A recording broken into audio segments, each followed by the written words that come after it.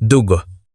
Sa bawat sulok ngang kumikinang na marmol na sahig ng marangyang bahay ko, maimga patak malapot, matingkat, at nakakasulasok na dugo, binasa ngang isang walang tigil at nakakabinging tili ang katahimikan. Si Veronica. Ang paborito kong hipag. Ang babaeng palaging nakataas, ang kilay at ubod en arte, ay namimilipit ngayon sa sahig habang nakahawak sa ibabang bahagi ng kanyang tiyan.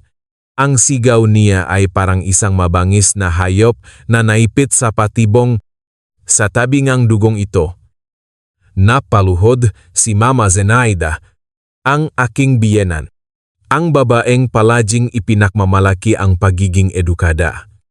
Palaging may hawak na rosaryo. Palaging nagsisimba. At walang bukambabak kundi ang mahing mabuteng Kristiyano. Samga oras na ito, sabunot-sabunot niya ang sarili niyang buhok. Ang kanyang mukha ay namumutla at nanginginig sa takot, humahagulgol siya hanggang sa mamaos. Ang kanyang kumukulubot na mga kamay ay nanginginig na sinusubukang pigilan ang pagagos ng dugo mula sa ilalim ng damit ng kanyang. Habang ako tahimik lang akong nakaupo sa aking mamahaling leather sofa, dahan-dahan kong inangat ang aking tasaeng tasaa at humigop. Ang mainit na singaw sa na humahalo sa malansang amoyng dugo ay lumikhang isang nakakikilabot. Ngunit nakakatuwang eksena. Hindi niya yata lubos na akalain na ang mamahaling pinakuluang halamang gamot para sa buntis ang mismong sabaw na kalahating araw niyang pinakuluan. Kung saan niya tinunaw ang napakalaking dosis ng pampalaglag para sana patayin ang anak ko, ay ininom hanggang sa huling pataeng sarili niyang anak, sadyang malawak ang lambat ng tadhana. At walang makakatakas dito, binalak niyang kitilin ang buhay ng anak ko para makuha ang yaman ko. Pero ang Diyos na mismo ang gumawa ngang paraan para sa sariling mga kamay niya masakal ang apong matagal na niyang hinihintay. Hayaan ninyong ikwento ko kung paano ko dinala sa impyerno ang mga taong tinatawag nilang kadugo. Ako nga pala si Alisa, 32 taong gulang.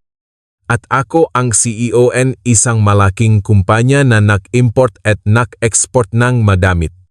Tulad niyang maraming matagumpay na babae. Iginugol ko ang buong kabataan ko sa pakikipagsapalaran sa mundong negosyo. Nalasap ko ang lahat ng hirap at ginhawa para lang may patayo kung ano ang meron ako ngayon. 3 taon na kaming kasal ni Anton. Isa siyang arkitekto na may katamtamang sweldo, tahimik, tipit magsalita, at simpleng tao.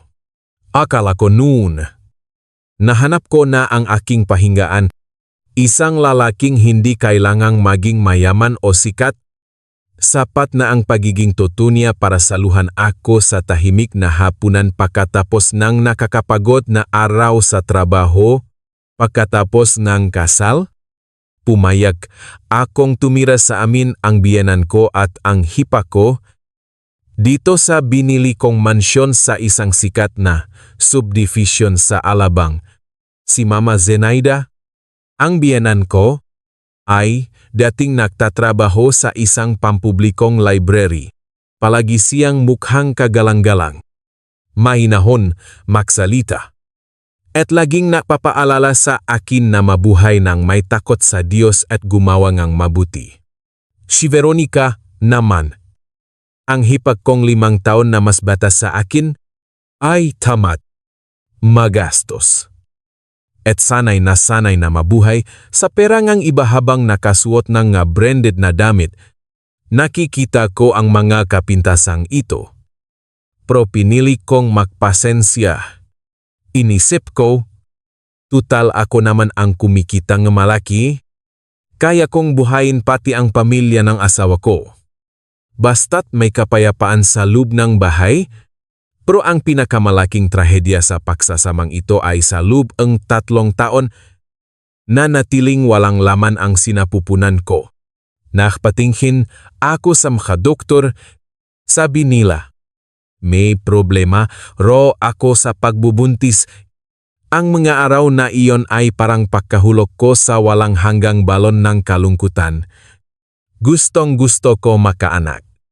Hanggang sa puntong nakakabali na hanggang sa nangyari ang isang himala. Eksaktong isang buwan na ang nakakalipas. Hawak ko ang isang pregnancy test na may dalawang malinaw na pulang guhit. Umagulgol ako sa loop na banyo. Nang ibalita ko ang masayang balita, naghanda isang malaking selebrasyon ang buong pamilya asawa ko. Niyakap ako ni Anton. Umiyak sa tuwa. Si Mama Zenaida naman ay nagtaas ngang kamay sa langit. Nagantanda. At bumulong salamat sa Diyos. Hindi mapuputol ang lahingam magamerkado. Agad niya akong pinagbawalan na maglakad ng mabilis, magbuhat enji mabigat. At ipinakmalaki niyang mula ngayon, siya na mismo ang magpapakulongan nga espesyal na halamang gamot at pampakapit galing pa sa probinsya. Ang labis na pag-alaga niya ay nakapagpaluha sa akin. Maling-mali pala ako nang akalain kong ang batang ito ang magiging tulay na mag-ugnay sa akin at sa pamilya niya para burahin ang lahat ng hindi nakikitang pader sa pagitan namin dahil kadalasan ang pinakamalupit na kasamaan ng tao ay nakukubli sa likod ng pinakamatamis na pagmamahal.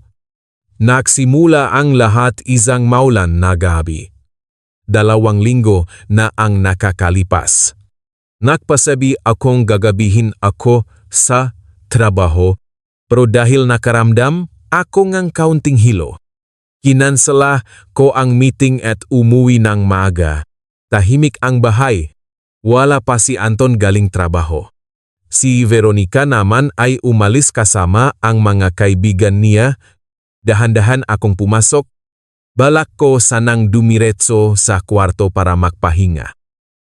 Nang bigla akong makarinig nagkaluskos mula sa kusina bilang isang negosyante na sanay bantayan ang mga empleyado at protektahan ang mga gamit, nagpakabit akong mamalilit at nakatagong CCTV sa buong bahay.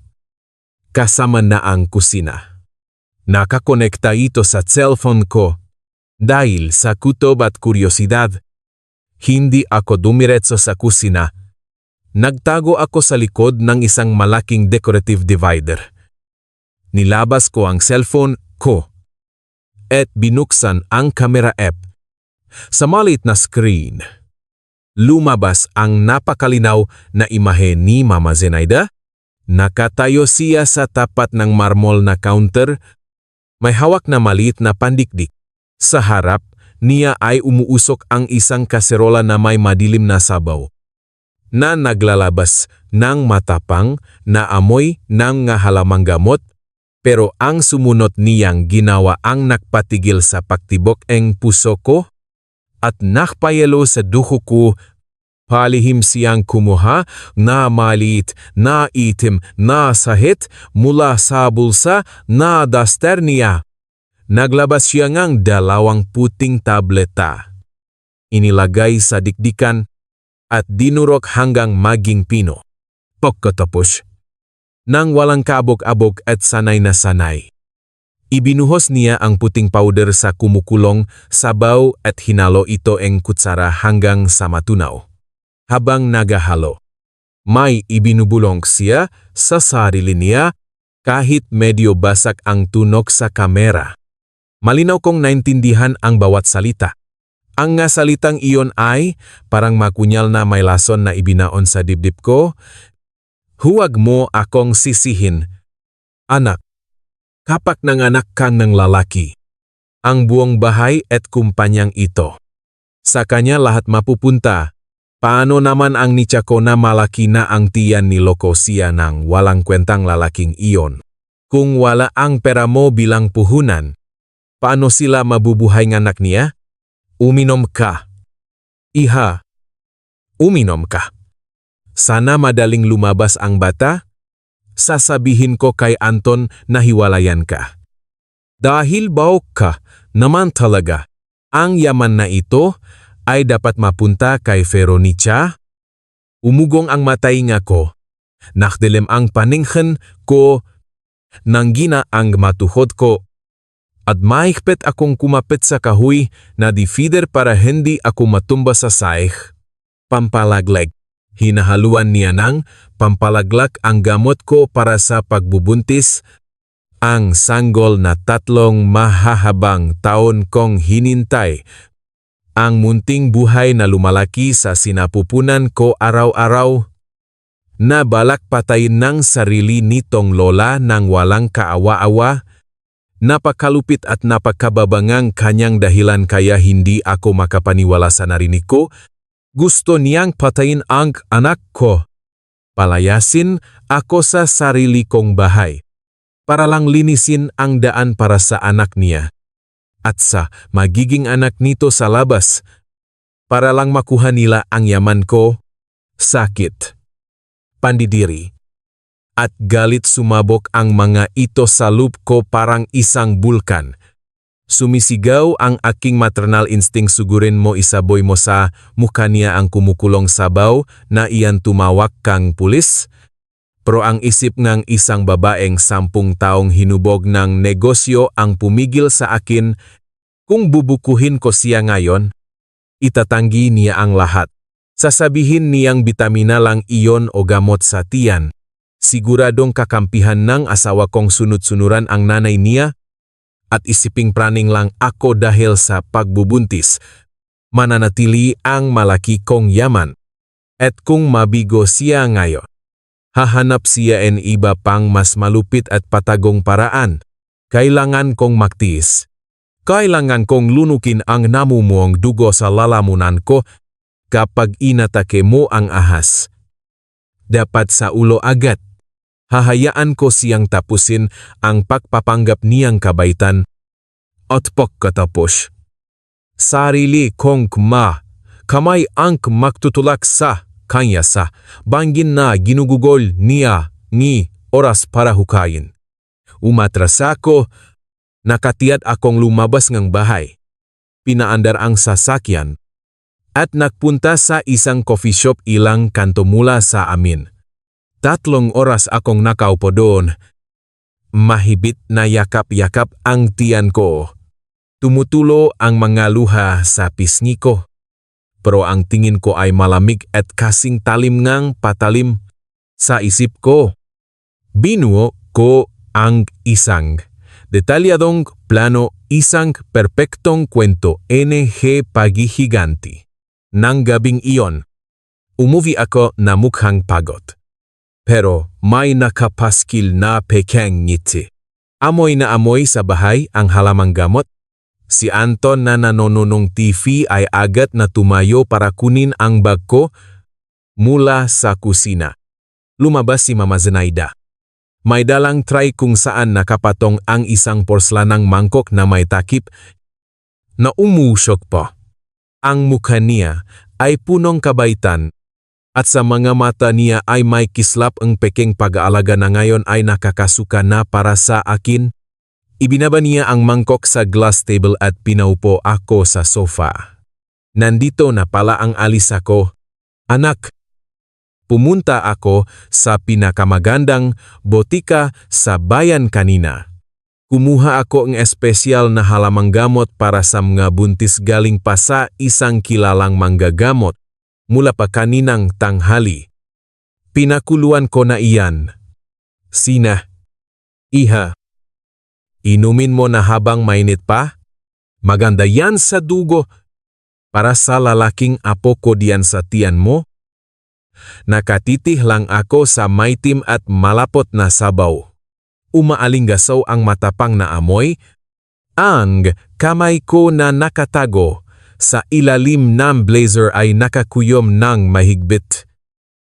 Hanggang sa bumaon ang mga kuko ko sa palat ko at muntik ng dumugo, pero pinilit kong umitingang punongang pasasalamat. Salamat po, Mama Zenaida. Sobrang alaga niyo po sa akin. Araw-araw kayong nakatayo sa kusina para lang ipagluto akong gamot. Hindi ko po alam kung paano kayo pasasalamatan. Naku, ano ba iyang sinasabi mo, pamilya tayo? Walang bilangan. Ikaw ang panganay naming manugang. At biti-biti mo paanggi, tagapagimana, enigiana, emiga merkado. Sino pa ba ang alagaan ko kundi ikaw o siya? Huwag na tayong magkwentuhan. Inumin mo na baka lumamig pa. Mawawala ang bisa. Inangat ko ang mangkok. Nakakapaso ang init nito sa mga daliri ko. Inilapit ko ito sa labi ko at dahan-dahang hinipan.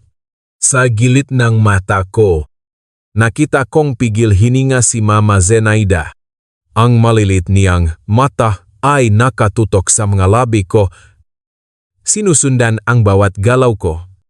Ang mga kamay niya ay nilalaro ang laylayan niya ga apron niya isang senyales niya matinding pananabik. Hinihintay niya ang sandaling pumasok ang lason sa tiyan ko. Mama Zenaida? Parang iba po yata ang amoy ngamot, ngayon may dinakdak po ba kayong bago kumakati po kasi ang lalamunan ko sa amoy.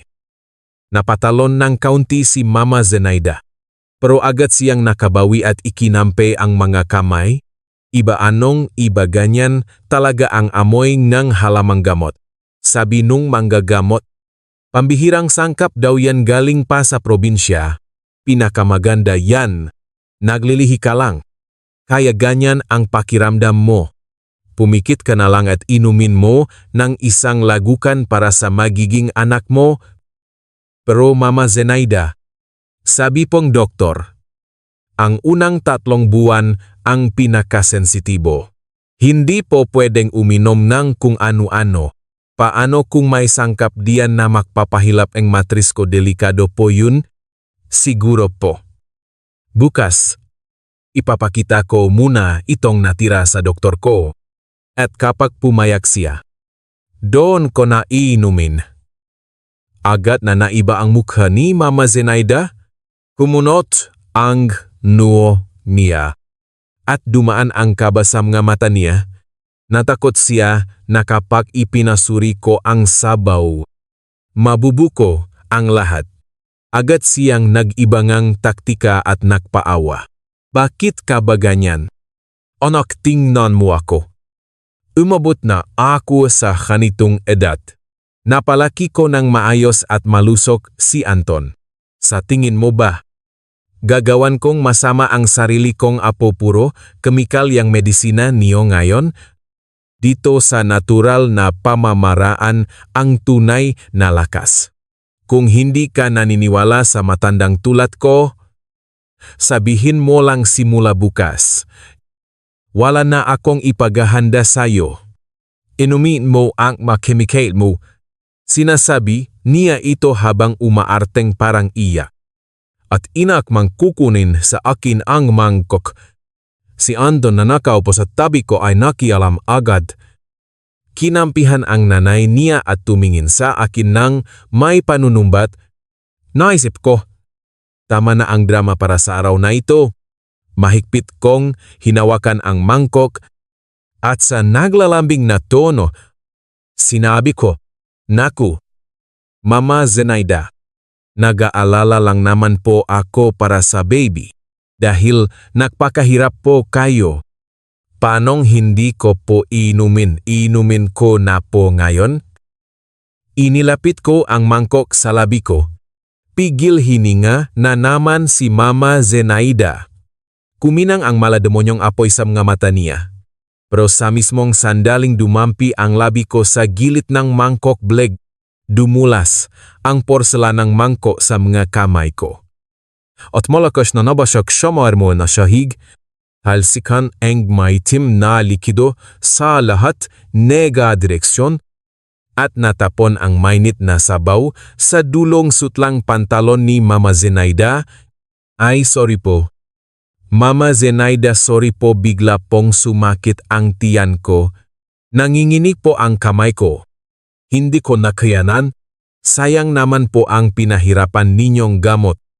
Napahawak ako sa tiyan ko, umaarteng sobra ang sakit at nagpapakitang labis na pagsisisi. Nanigas na parang rebulto si Mama Zenaida habang nakatingin sa maitim na likidong nakakalat sa sahig. Ang mukha niya ay nagusot sa inis at galit. Lahat ng masasamang plano niya at paghirap niya ay nawi sa wala dahil lang sa pagiging clumsy ko. Nabalif ka na ba ang lampa mo naman isang buong mangkok? Ang dami nun kalahating araw akong nakatayo sa kusina para diyan. Hindi ko po sinasadya. Mama Zenaida, siguro po dahil sa paglilihi ko, pwede po bang bukas? Ipagluto niyo po ulit ako simula bukas. Inumin ko na po araw-araw. Walang matitirang kahit isang patak para makabawi ako sa inyo. Tiningnan ko siya gamit ang mga inosenteng mata ko sa ilalim ng ilo ng kandelir. Malinaw kong nakikita ang nag-apoy na galit sa mga mata niya, pero nilunok niya ito at pinilit na ngumiti. Isang ngiting mas nakakakilabot pa kaysa sa iyak. Siya. Nabasag kung nabasag. Umayat ka na at magpahinga. Bukas. Ipagluluto kitang bago. At siguraduhin mong inumin mo na. Tumalikod ako at naglakad paakit ng hagdan. Ang gilid ng labi ko ay umangat sa isang malamig na ngisi. Oh! Mama Zenaida.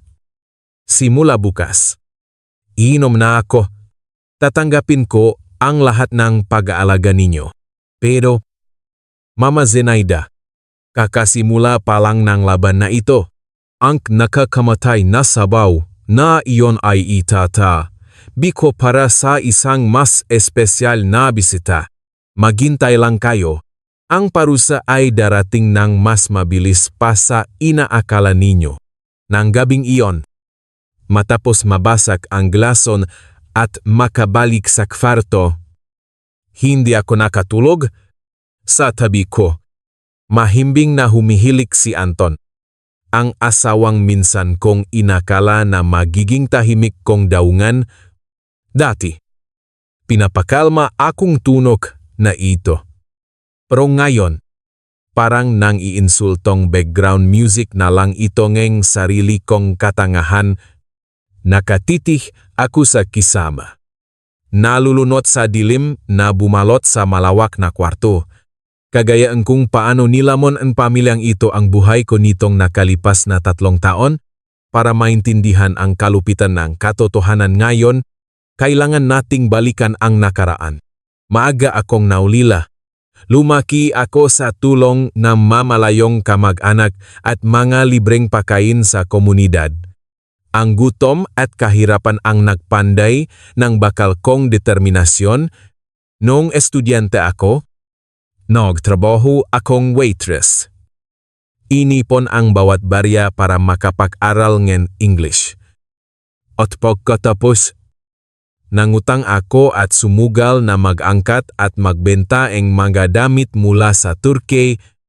10 taon nga, kabataan ko ang lumipas na walang manggatambay sa kafe o pamamasyal. Ang kabataan ko ay binubuongam nga walang tulok na gabi sa harap ng computer. Mahahabang biyahe sa bus kung saan halos masuka ako sa pagod at mga pambabastos sa customs kapag naipit ang mga paninda ko. Ang dugo at luhang ibinuhos ko noon ay naging isang malaking kumpanya ng madamit na ngayon ay nakapangalan sa akin. May pra ako. May mansyon. May mga mamahaling sasakyan. Pero sa kailaliman ng puso ko, palaging hinahanap-hanap ko ang isang bagay na hindi nabibili empera, isang pamilya. Isang mainit na hapunan kasama ang mga mahal sa buhay. At doon dumating si Anton. Siya ang arkitektong nag-design ng pinakamalaki kong butik. Hindi siya mayaman. Ang kakarampot niyang sweldo ay walang binatbat sa kinikita ko sa isang araw. Pero nasa kanya ang katahimikan at kabaitan na matagal ko nang hinahanap. Alam niya kung ano ang magusto ko. Naalala niyang painumin akong gamot para sa ulcer ko at hinahawakan niya ang kamay ko habang naglalakad kami sa parke kapag mahangin ang gabi. Ang simpleng init ng pagmamahal na ito ang nagpabihag sa akin, isang babaeng nasanay na maging matatag palagi. Akala ko, hindi kailangan ng babay ng asawang magbibigay sa kanya ng ginto at diamante. Sapat na ang asawang magbibigay ng kapayapaan. Naging marangya ang kasal namin at binayaran ko ito hanggang sa huling sentimo. Binili ko itong mansyon, ang aming pugad at buong pagmamalaking ibinigay sa asawa ko ang mga susi. Sinabi ko sa sarili ko, may inuwian na ako. Pero ang daungan kong ito ay nagsimulang gumuho sa mismong araw na pumayag akong tumira sa amin ang biyenan ko at ang hipag ko. Si Mama Zenaida ay isang retiradong librarian. Noong una, mataas ang respeto ko sa kanya. Naksusuot siya ng simpleng blusa. Laging may hawak na rosaryo. At laging may Diyos ko po sa kanyang malabi. Mahinahon siyang magsalita. Mahilig, mahkwote, mahkasabihan. At tinuturuan akong maging mabuting asawa. Para siyang perpektong biyenan, edukada at walang pakialam sa material na bagay. Pero ang pamumuhay sa isang bubong ay isang salamin na nagpapakita ng tunay na pagkatao ng isang tao. Ang maskara ng pagiging edukada at makadiyos ay dahan-dahang nahulog at lumitaw ang kanyang kapangitan, kasakiman at pamimili na paborito. Hindi direktang humihingi ng pera sa akin si Mama Zenaida. Pero may mga mas patagong paraan siya para hututan ako. Magrereklamo siya na ang mapakain daw sa palengke ay puro kemikal. Kaya agad akong nag-subscribe sa mga pinakamamahal na organic food delivery. Magrereklamo siya tungkol sa sakit nga kasukasuan niya. At biglang napuno ang mga cabinet niya ng mga imported na supplements at mamahaling vitamins na siyempre binili gamit ang credit card ko. Pero ang mas nakakapagod kaysa sa pera ay ang hipagi kong si Veronica. Sa edad na 27, isa siyang ganap na linta. Pagkatapos gumraduate sa isang walang kwentang kurso. Nagtrabaho siya ng ilang linggo tapos nag-resign agad. Nagrereklamong inaapi raw siya ng boss niya at sinisiraan ng magkatrabaho. Mula noon, nakatambay na lang siya sa bahay. Natutulog si Veronica hanggang tanghali. Mag-makeup. At pupunta sa mga cafe para lang mag-selfie. Ang magamit sa bahay mula sa moisturizer ko na nakakahalaga ng 10,000 hanggang sa Tom Ford kong lipstick at Chanel perfume ay kinukuha niya sa kwarto ko nang walang paalam na parang kanya. Isang beses.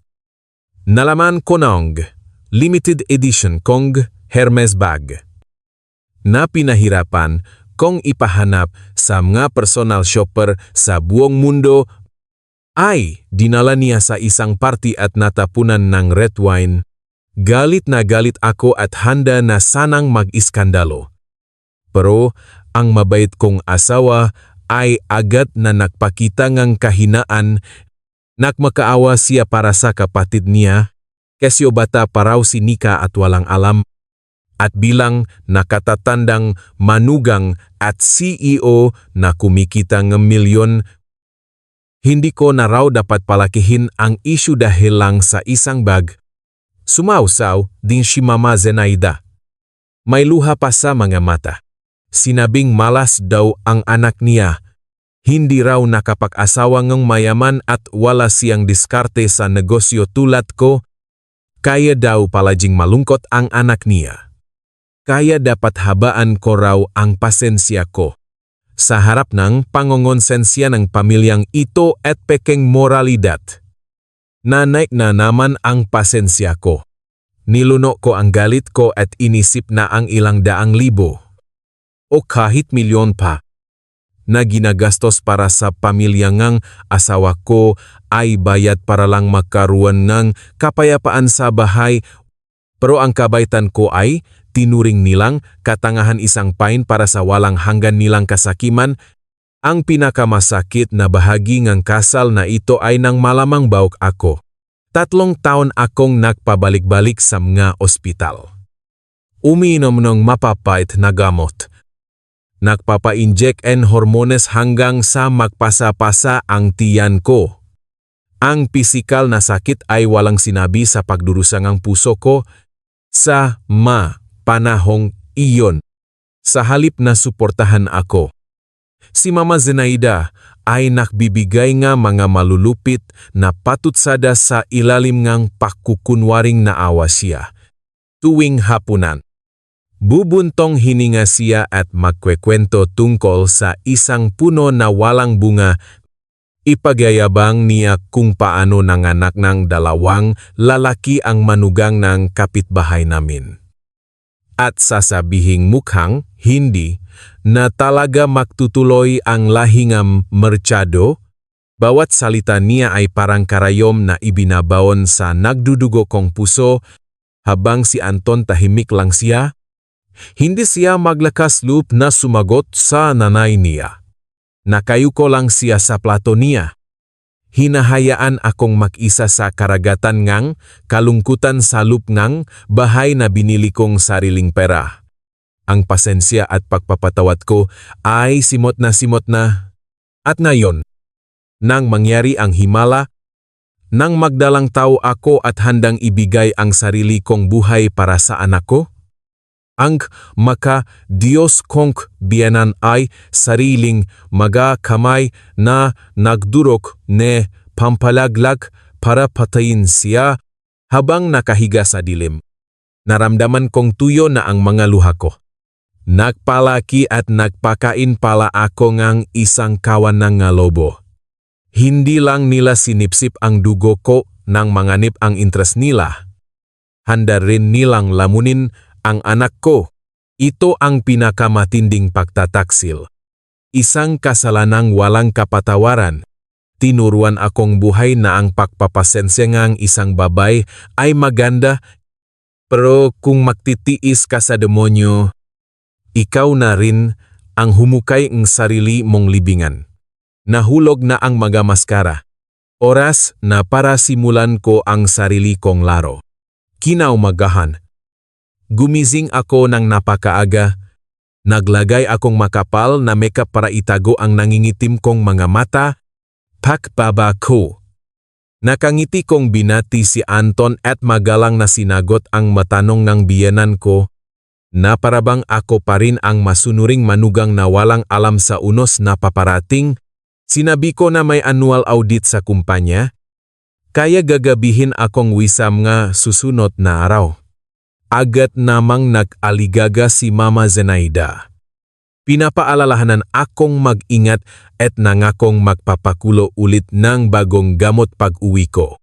Tumango ako. Nakpapakita nege nakakapanindig balahip na ngiti. Pakpasok ko sa kotse. Agad kong nilok ang pinto. Idinugdok ang ulo sa manibela at bumuntong hininga ng malalim. Hindi ako pumunta sa opisina. Ang destinasyon ko ay isang pribadong ahensyangan nga investigador sa isang tagong eskinita sa Makati. Doon nagtatrabaho si Igor, isang dating investigador ng mga high-profile na kaso. Isang eksperto sa paghalukay ng mga baho nga mayayaman. Pagpasok ko sa kwartong amoy sigarilyo. Ibinagsak ko sa mesa ang isang makapal na bundle ng cash at ang mga printed na pictures mula sa CCTV. Iniutos ko kay Igor na gamitin ang lahat ng koneksyon niya at agad imbestigahan ang biyenan ko. Lalong-lalo na ang hipag kong si Veronica. Sa loob ng nakalipas na 6 na buwan. Kailangan kong malaman kung ano ang nasa likod ng sinabi ni Mama Zenaida, paano naman ang nitsa ko na malaki na ang tiyan niloko siya ng walang kwentang lalaking iyon. Ang 3 araw na paghihintay nga, Resulta ay parang impyerno para sa akin. Gabi-gabi pag-uwi ko.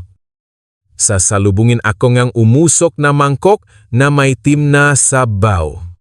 Kailangan kong gumawa ng iba't ibang palusot.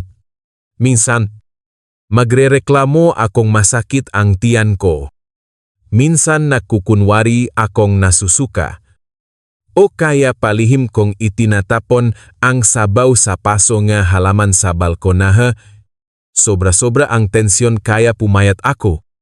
Pero ang determinasyon ko ay naging mas matigas pa sa bakal. Ipinaglalaban ko ang buhay nga anak ko.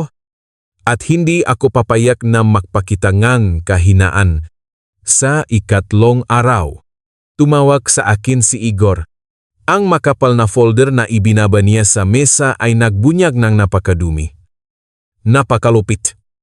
At napakababang katotohanan na kahit kailan hindi ko naisip. Si Veronica. Ang hipak kong feeling prinsesa. Ay 4 na buwang buntis.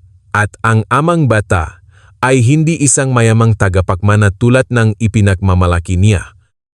Kundi isang propsyonal nas kami na nangyanggalang Dennis. Nanakpanggap na real estate developer ang totoo. May asawa at 2 anak ang lalaking ito sa Batangas. Dahil sa matamis na dila ni Dennis, nakuha niya ang lahat ng ipon ni Veronica. Ninakaw pa nito ang mga alahas ko at nangutang sa mga loan shark para lang ibigay ang pera sa isang pekeng proyekto. Nang sabihin ni Veronica na buntis siya at pinilit siyang makipaghiwalay sa asawa para pakasalan siya. Agad siyang blinok ni Dennis at tumakas tangay ang lahat ng pera. Napasok sa dead end si Veronica. Hinahabol siya nga mga sindikato para magbayad ng utang. Lumalaki ang tiyan niya dahil walang ibang malapitan. Inamin niya ang lahat kay Mama Zenaida. At ang biyenan ko, nabulak sa pagmamahal sa anak, ay nagalit. Ang normal na nanay ay papayuhan ang anak na tanggapin ang katotohanan. Panagutan ang bata. At magsimulang ang bagong buhay. Pero hindi si Mama Zenaida. Ang pag-isip niya ay pag-isip ng isang gutom na linta. Ayaw niyang maging single mother ang anak niya at pagtawanan ng iba. Gusto niya na patuloy na mamuhay na parang reyna, si Veronica, at ipanganak ang anak nito sa labas na nababalot ng karangyaan at ang biktima na dapat magbigay ng lahat ng iyon ay walang iba kundi ako. Malinaw na nakasulat sa report ni Igor na nakahanap si Mama Zenaida na isang albularyo sa probinsya. At gamit ang sariling ipon. Bumili siya ng napakaraming powder na galing sa ugat and halamang mabisang pampalaglag na nagiging sanhing matinding pagilap ang matris. Napakasimple at napakademonyo ng plano niya.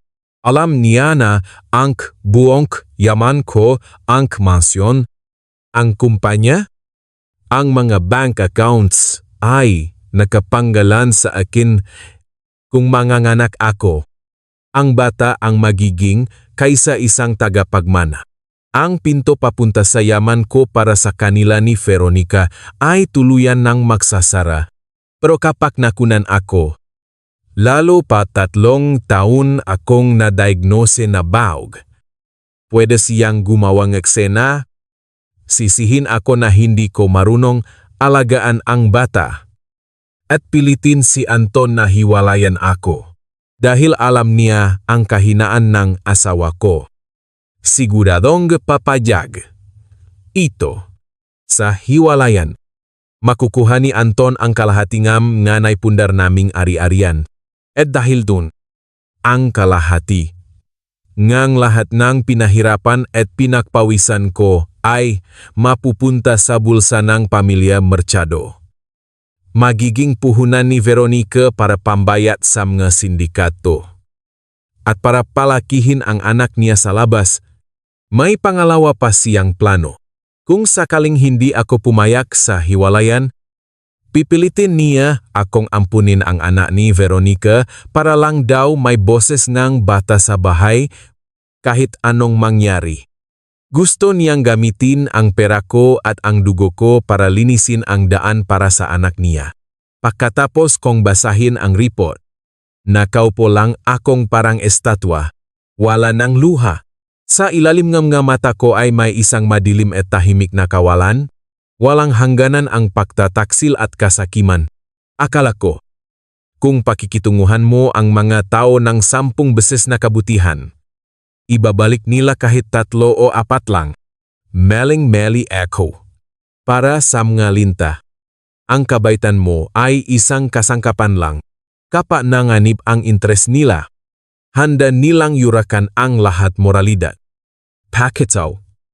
At kahit buhay ngang isang inosenteng sanggol, ang bata sa sinapupunan ko. Parang naramdaman ang sakit na nararamdaman ko ay mahinang sumipa. Inilagay ko ang kamay ko sa tiyan ko at sumumpa sa langit. Sumumpa sa alaala ng mga magulang ko, Mama Zenaida.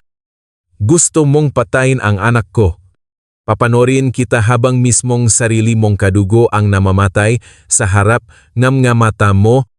Husto, ninyo nakyaman ko siya.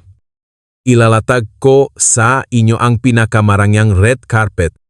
Dadalhin ko kayo sa rurok na gayong ilusyon at pagkatapos. Ako mesmo ang magtutulak sa inyo pababa sa impyerno.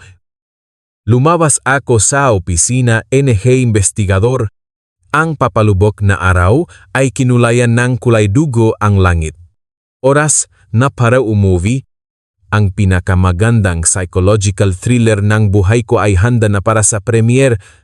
Pagbalik ko sa mansyon, namoy ko agad ang nakakasulasok, namoy ng halamang gamot mula sa kusina. Nakangiting lumabas si Mama Zenaida. Dala ang pamilyar na porselanang mangkok sa isang tray. Ang mukha niya ay namumukatkat sa pinakamabait na ngiti, pero ang kanyang mga mata ay parang patalim na sinusuri ako. Nandito na ang galis sa kusina. Makpalit ka na damit. Nagluto akong bagong gamot. Ngayon, nilagyan ko pa ang espesyal na pampalakas para sa inyong baby. Sayang talaga yung nabasag mo nung nakaraan. Ngayon, inumin mo ng dahan-dahan ha. Hinubat ko ang high heels ko. Pilit na pinabibigat ang mga hakbang ko. At napaupo sa sofa, hinilot ko ang sentido ko. Umaarteng sobrang pagod at nahihilo dahil sa paglilihi. Salamat po, Mama Zenaida. Sobrang daming trabaho. Tapos inatake pa ako ng morning sickness. Nahihilo po ako sa kahit anong amoy. Palamigin po muna natin. Maliligo lang po ako tapos inumin ko. Baka kasi kapag ininom ko ngayon, may suka ko lang. Sayang naman po ang pagod ninyo. Agad na nagdilim ang muka ni Mama Zenaida. Padabo niyang ibinaba ang tray sa mesa. Hindi pwede ang gamot na yan, dapat inumin ng mainit para kumalat sa buong katawan at dumaloy ang dugo sa bata kung nasusuka ka. Lalo mo dapat inumin para makalakas ka ako. Matanda na. Nakatayo sa kusina mula tanghali. Nilalanghap ang usok para lang maging malusok ang apo ko. Tapos ikaw puro kadahilan o baka naman hindi ka nagtitiwala sa akin kung tingin mo may ginagawa akong masama. Bukas na bukas din. Impake ko ang mga gamit ko at babalik ako sa probinsya. Kayo na ang bahala rito. Ayan na naman siya. Pangongonsensya at peking tampo. Inipit niya ako. Dati. Mataranta na ako. Max, so sorry. At iinumin ang gamot hanggang sa huling patak. Pero ngayon, ako na ang may kontrol sa larong ito. Mama? Ano ba kayong sinasabi niyo, paano ko po kayo sisisihin? Sobrang nagpapasalamat nga po ako sa alaga niyo. Natatakot lang po ako na masayang. Pero dahil ganyan po ang sinasabi niyo, sipo. Inumin ko kahit gaano kasama ang pakiramdam ko. Pakikuha po akong isang basong tubig para pantanggal umay.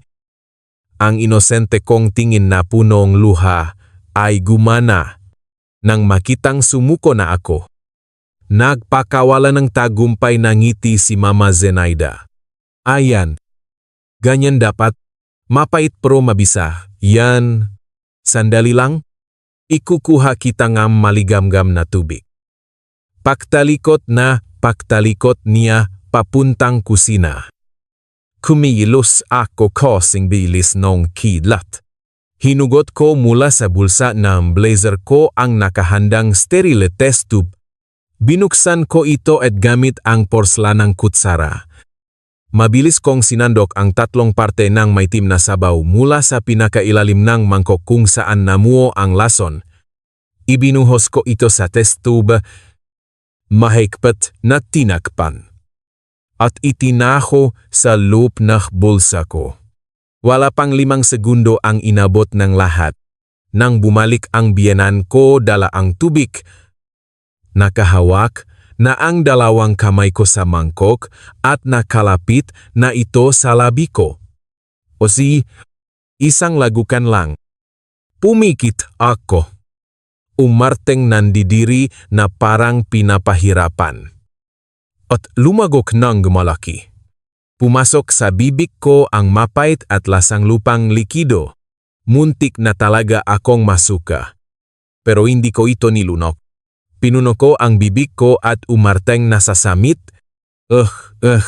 Tinakpan kong kamay ang bibig ko. Pinalaki ang mga mata. At nakunwaring hindi ko mapihilan ang pakduwal. Ibinagzak ko ang mangkok sa mesa na nagpatalsik ng sabaw. Mabilis na tumayo.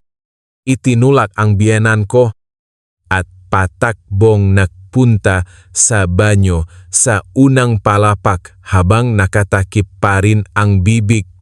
Hoy, anong ginagawa mo? Ang mahal na gamot ko, narinig kong sigaw niya. Pagpasok ko at paglok ng pinto.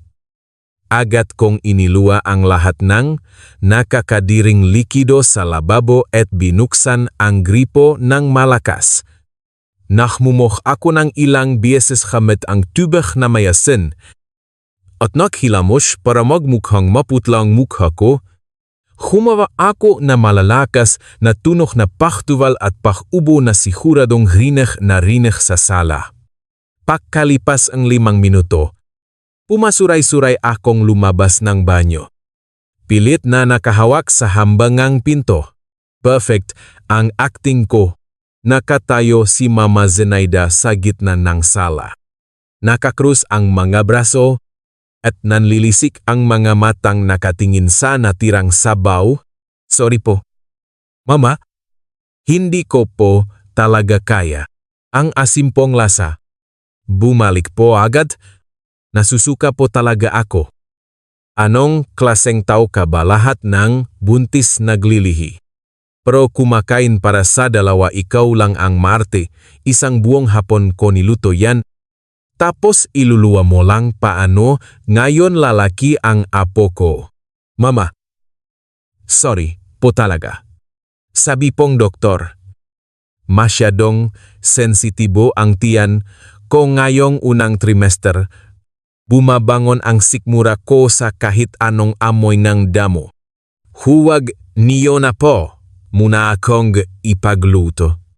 Hintayin po muna natin mawala ang paglilihi ko.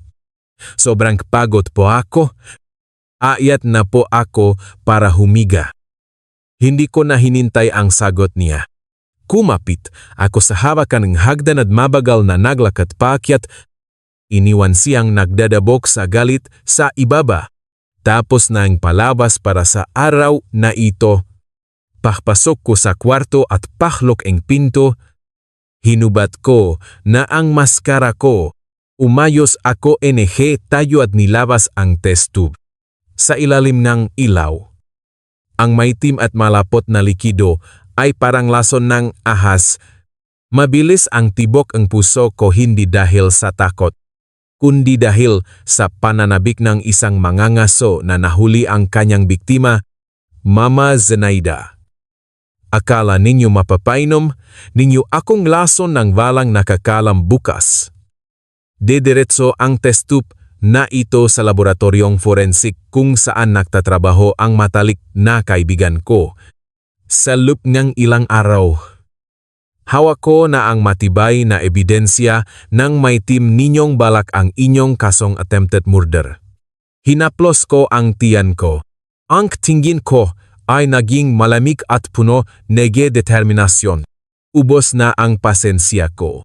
Bukas, tatawagan ko si Veronica at iimbitahan ko siyang tumira rito sa amin.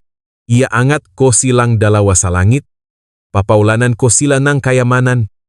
At pagkatapos, sa mismong sandaling nasa rurok na sila ang tagumpay, pagpapalitin ko ang kapalaran namin. Maghintay kayo. Kakasimula pa lang ng palabas. Kinaumagahan. Tumawag ako sa laboratoryong forensik. Si Larissa, ang kaibigan ko mula pa noong college, ay head ng toxicology department dun. Ibinigay ko sa kanya ang test tube at ibinilin na suriin agad ito at panatilihin ang matinding lihim. Pagkalipas ng 3 oras, pinatawag ako ni Larissa sa opisina niya. Kasing putla nga ang papel ang mukha. Nakumpirma nga resulta ang pinakamasamang hinala ko. Sa sabaw, may pinahalong 3 leson na ugat na ginagamit sa mga tagong lugar para magpalaglag. At isang napakalaking dosis ng mifepristone.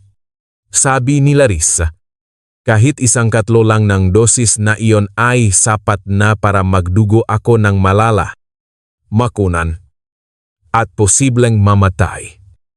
Nagmakaawa si Larissa na dumiretso na ako sa pulisya.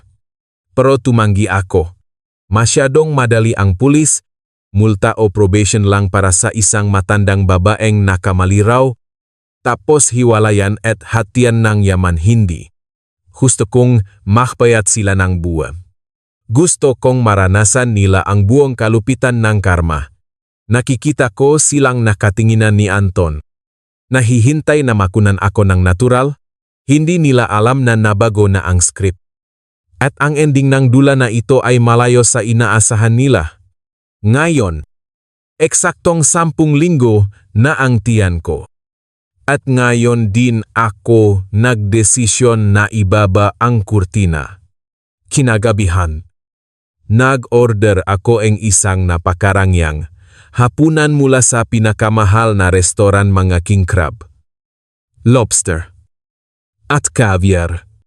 Nang makaupo na ang lahat, nang may nauniningning nangitsi, inihayag ko na nagpa-ultrasound ako kanina at sobrang healthy ng baby. At para masiguro ang kinabukasan niya, sinimulan ko na ang proseso ng paglipat ng 50% ng shares ng kumpanya at 2 prime lot sa Makati sa isang trust fund na nakapangalan sa anak ko. Pahapyaw ko ring binanggit na nagpapagawa na ako ng huling habilin at testamento na kung sakaling mahiwalay kami. Lahat ng prenuptial assets ko, pati na itong mansyon, ay maiwan sa akin at sa magiging anak ko. Bumaksak ang nakakabinging katahimikan sa hapagkainan. Tinamaan ko sila sa pinakamasakit na parte. Ang pangarap nilang madaling pera ay nakawatak-watak sa harap ng mga mata nila. Pagkatapos ng hapunan, si Mama Zenaida, na namumutlas sa galit, ay hinila si Veronica papasok sa kwarto nito. Alam ko na kung anong gagawin nila sa pamamagitan ng hidden camera. Nakita ko ang biyenan ko na parot parito sa kwarto. Bumubulong ng sumpa. Naisip niya na hindi na siya pwedeng mahintay. 9:00 ng gabi. Palihim siyang pumunta sa kusina. Sa pagkataong ito, hindi na siya nagtipid. Ibinuhos niya sa digdikan ang isang dakot ng nakakalasong powder at 6 na tableta. Dinurok niya ito at nang may nakakabalif na determinasyon. Inihalo sa kumukulong sabaw. Ang dosis na ito ay 3 beses na mas matapang kaysa sa dati. Hindi na lang ito para makunan ako. Para na ito patayin ako. Nakaupo ako sa opisina ko. Nakatingin sa screen ng phone. Kumukulo ang dugo sa maugat ko. Si Mama Zenaida, dahil ganyan kayo kalupit. Hindi na ako magpipigil. Ang nakakamatay na sabaw na pinahirapan ninyong lutuin ay ice-surf ngayon sa inyong paboritong anak. Maganda kayo. Ang pinakamagandang palabas ninyo ay malapit ng masira. Tumunog ang orasan. Alas 10. Bumaba ako sa sala. Nakaupo sa sofa si Veronica. Tamat na nagscroll sa phone niya. Sa harap niya ay may isang mangkok ng maitim na cherry juice. Saktong lumabas mula sa kusina si Mama Zenaida. May dala siyang tray. 2 magkamukhang mangkok, parehong may maitim na likido. Ang tanging pagkakaiba ay sa mangkok ko inihalo ang kamatayan.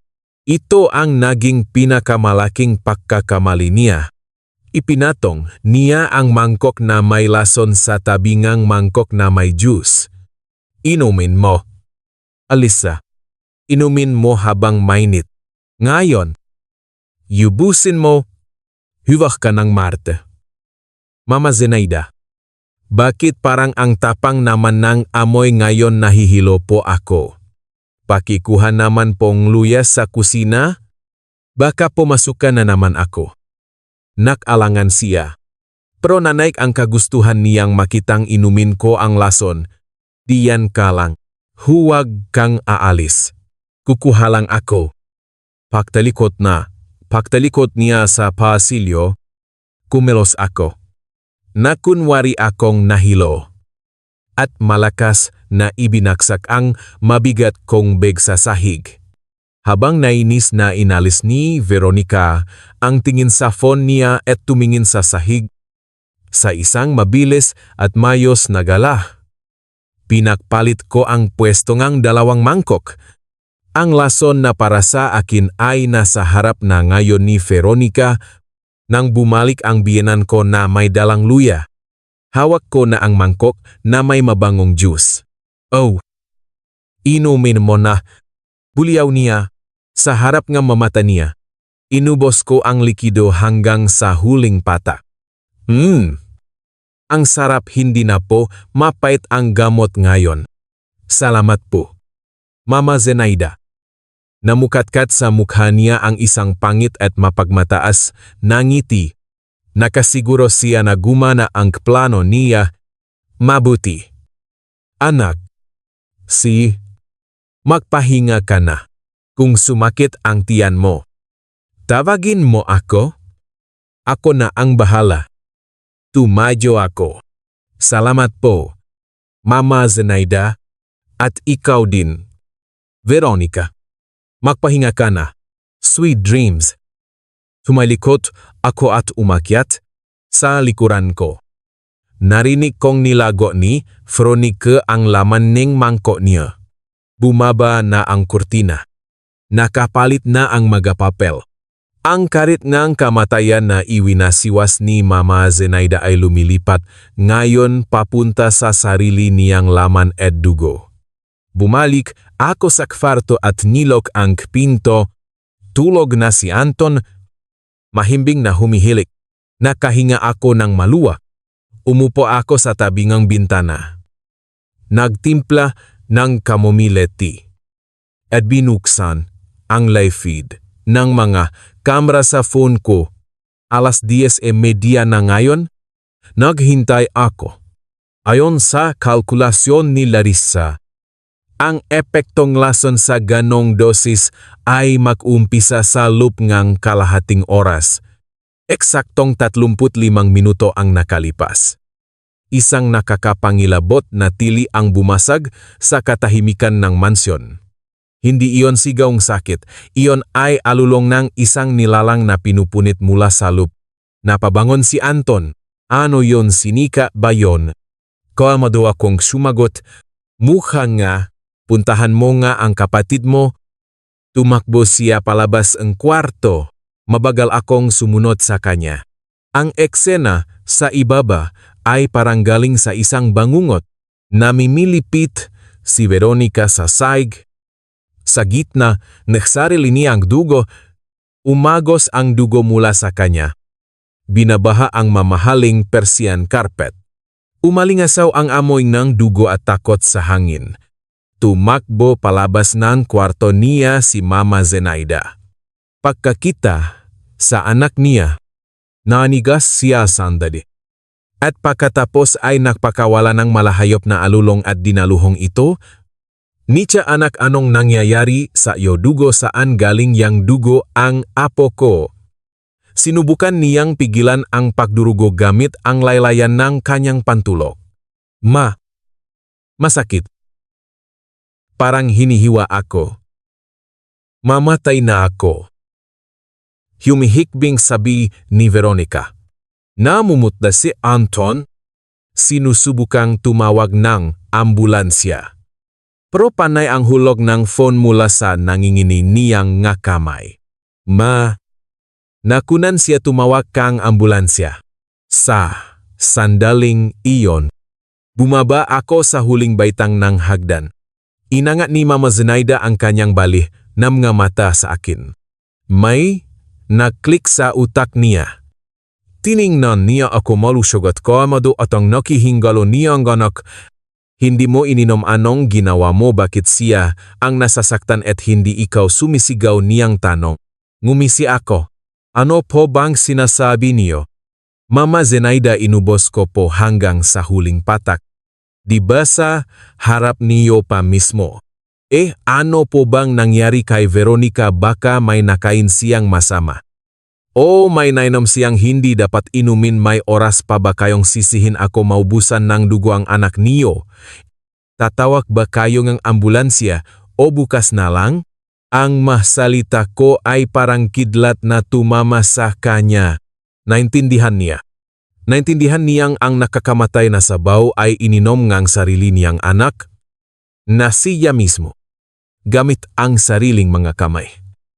Ang pumatay sa apo niya at muntik nang pumatay sa anak niya.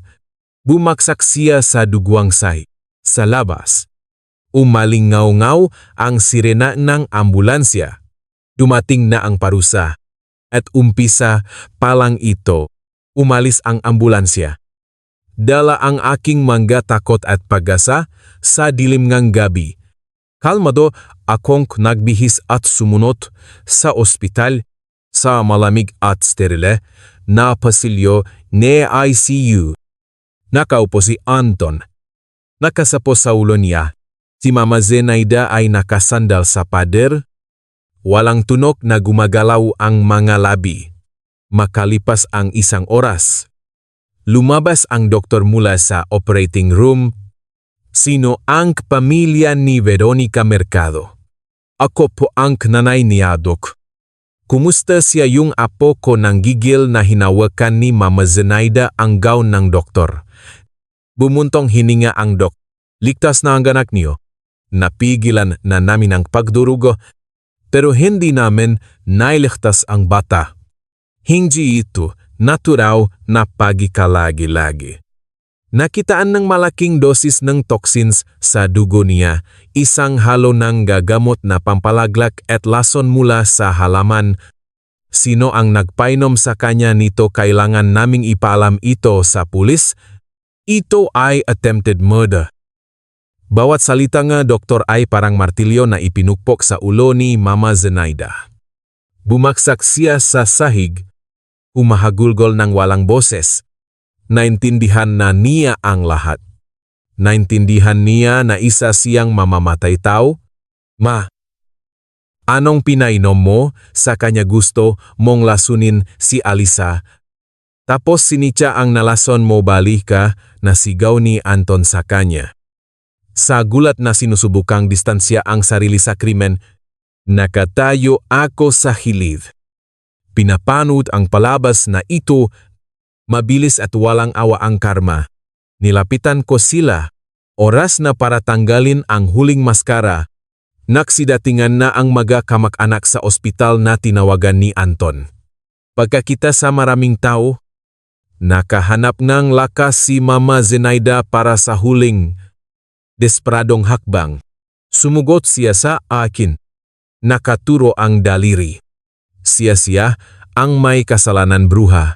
Siya pinakpalit niya ang sabaw nilason. Niya sinica para patayin ang apo ko. Tumawag kayo ng pulis, hulihin niyo ang mamamatay taong to. Naguguluhan ang mga kamag-anak na tumitingin sa kanya. Tapos sa akin, kaumado kong inilabas ang phone ko at isang nakatuping papel. Mama Zenaida, ang galing niyo pong artista. Pero nakalimutan niyo yatang hindi tanga ang kaharap niyo. Sabi niyo pinakpalit ko ang sabaw o. Pero sabihin niyo sa kanilang lahat kung ano ang laman ng sabaw na inihanda niyo para sa akin. Sinungaling ka, pinagluto kita nga halamang gamot. Talaga po ano? Tu iniladlad ko ang report mula sa laboratoryong forensic. May selyo at pirma. Ito po ang resulta ang sinasabi ninyong halamang gamot ang sample na kinuha ko 2 linggo na ang nakakalipas. Malinaw na nakasulat, abortifacients in lethal doses. Sasabihin niyo ba na peke rin ito?